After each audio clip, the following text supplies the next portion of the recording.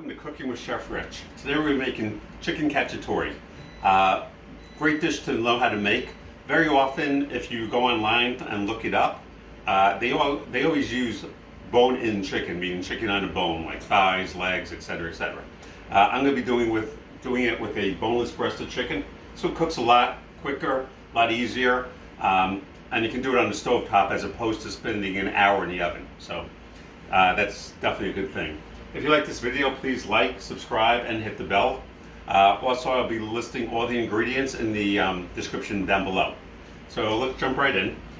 This is, in total, about 3.5 pounds of chicken. It's enough for a solid 6 people.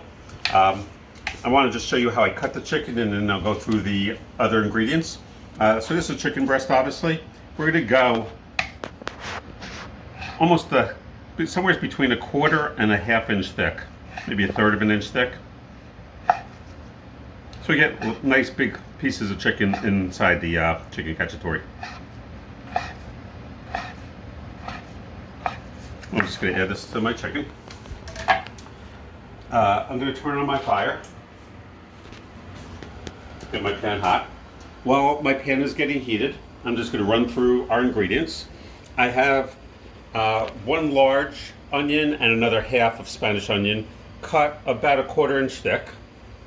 I have 1.5 red peppers, 1.5 yellow peppers, also sliced about 1/4 inch thick. I have 2.5 tablespoons of garlic.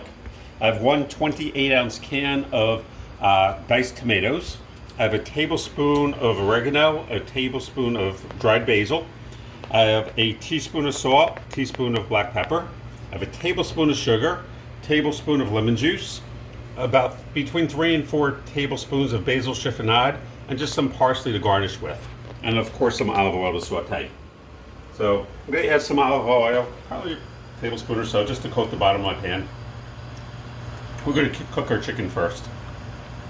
We want this to get kind of smoking hot, so our chicken sears on the outside and cooks nicely on the inside. That may actually be 2 tablespoons, but that's fine. We're going to wait till this gets smoking hot, and we're going to start cooking our chicken. So our oil has been heating up for a good solid 2 minutes. It's not actually smoking yet, it's just starting to smoke a little bit, but that's pretty good. As long as it's smoking a bit, you know your pan is hot. You do want to be very, very careful because this will splatter a little bit, and you don't want to get burned. I'm probably going to wind up cooking this amount of chicken in at least two separate batches.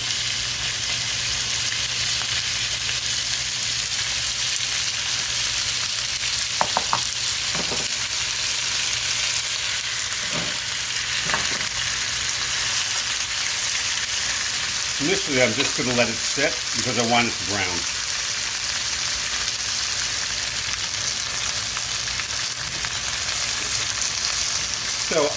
So our chicken's been cooking now for about 30, maybe 45 seconds, and now I'm going to flip it over a little bit. Start to turn it.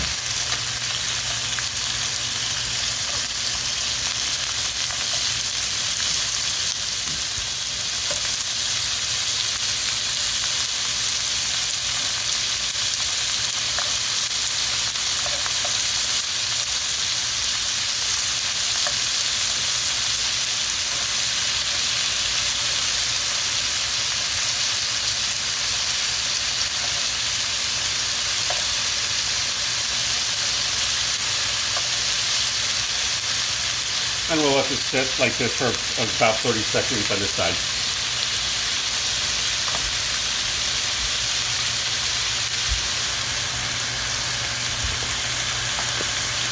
So our chicken has been cooking for 30 seconds on this side.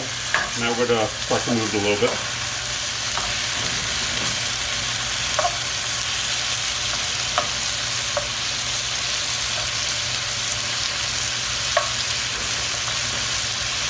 At this point, our chicken has been cooking for a minute or two. It still obviously has a bit more to go. I'm just going to, every now and then, give it a little mix. If you can't do this motion, feel free to use a spoon.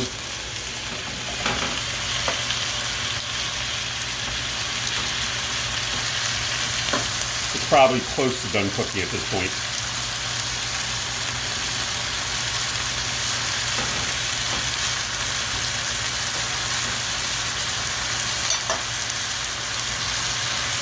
While this is cooking, it's important not to stir it too much.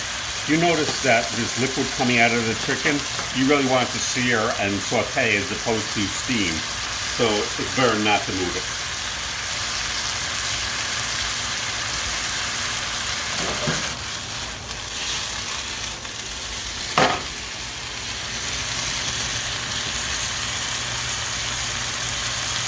So at this point, it's been about 2.5 to 3 minutes. The chicken's probably about 3/4 of the way done. I'm actually going to take it out. It's going to what they call carryover cook. So in the end, I had 3.5 pounds of chicken. I had to cook it about 3 rounds. This is my final and third round. Each round, about 3 minutes of cooking time. So that's all of our chicken. I'm going to use the same pan. I'm going to add another tablespoon or so of olive oil. Probably, maybe 1 tablespoon. Our pan's quite hot already, and I'm going to add our onions to it. I don't really want to brown the onions. I want them just what they call translucent. I don't specifically want this to be a sweet dish. I want it to be a little more savory. I'm still going to let this sit for a couple seconds to let my pan get hot again. So. And I'm going to stir it every 30 seconds, every 45 seconds until it's translucent. So our onions have been cooking probably for about 5 minutes, maybe 6 minutes. They're a little bit brown, but not very, very brown, and they are pretty cooked. Right now I'm going to add some garlic to this.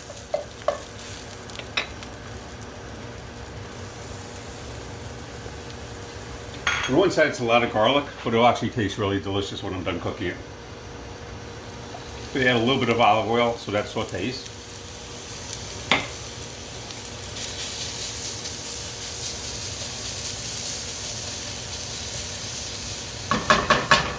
I'm going to cook that for 30 seconds to a minute maybe.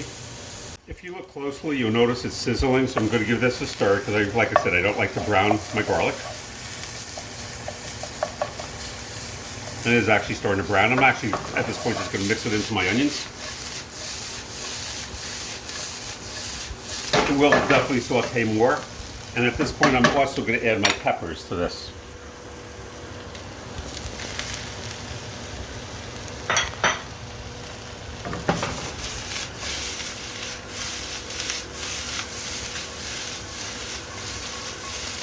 If you can't do this motion, by all means, use a tong.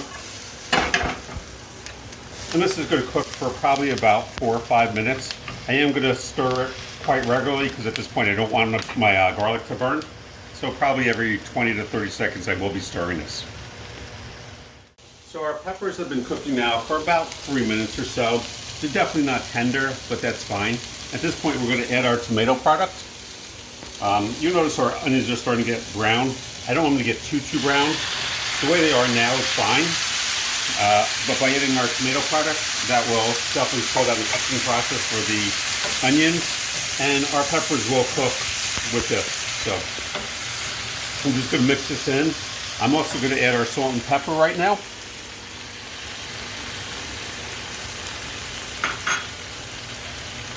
I'm going to stir this in and let this cook for probably about 5 minutes, I'm guessing.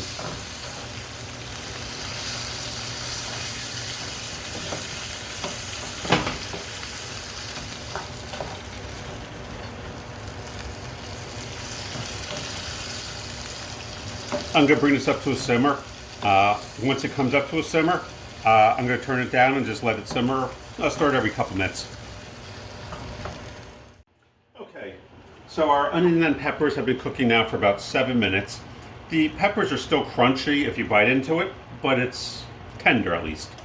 At this point, I'm going to be adding our basil and oregano. A tablespoon of each. A tablespoon of sugar.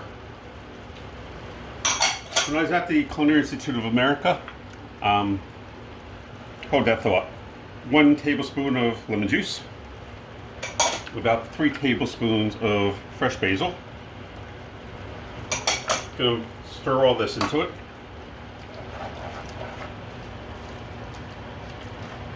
Now we're going to add our chicken back in, because this is just about done cooking. Anyway, as I started to say, when I was at the Culinary Institute of America, My hot foods for intro to hot foods was a gentleman named Chef Papini, Italian gentleman, great chef, seriously great chef. When he was teaching me how to make sauce, or teaching the class how to make sauce, he always finished his sauce with some fresh basil, just a tablespoon of sugar, and some lemon juice. And he did this consistently. Any type of red sauce, he always finished it with those three things. So that's why I add that stuff.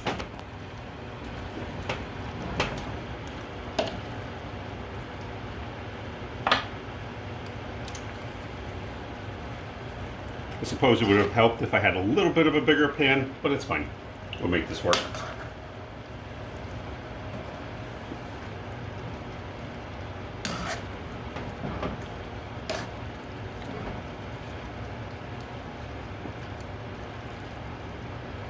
You really just want to mix this through and let it simmer for about 3 to 5 minutes, and this is done. So I'm going to continue to mix this, and I'll see you in a little while.